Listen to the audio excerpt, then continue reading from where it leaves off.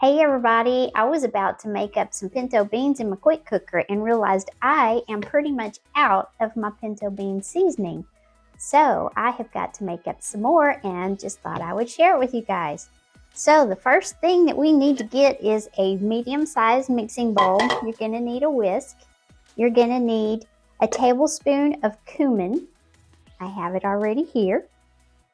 You're going to need a tablespoon of paprika. You're going to need 3 tablespoons of chili powder. You are going to need 2 tablespoons of onion powder.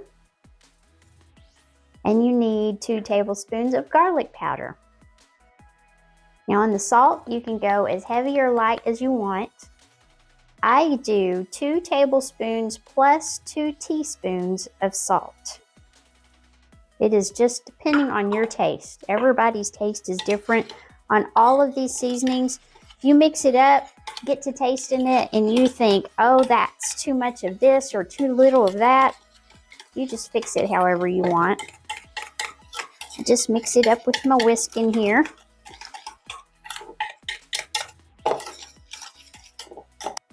And then I'm going to pour it up in my jar and then use 3 tablespoons per 1 pound of beans.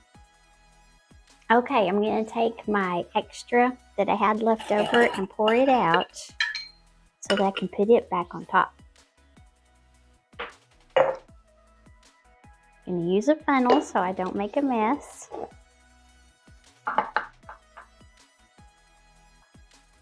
And I did anyway. If y'all could only see. It's not much, it was just a little bit. But man, am I good at it.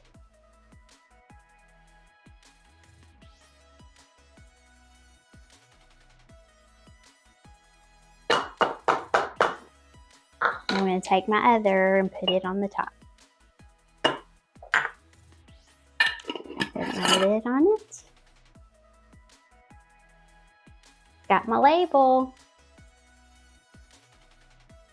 I'll be back in another video and show you how I make my pinto beans in the quick cooker. The quick cooker is from Pampered Chef. You can get, I think the Instapot, I think is the other one, and there may be several others out there, but that's the one that I have. So I will be back in another video and show you how to do that.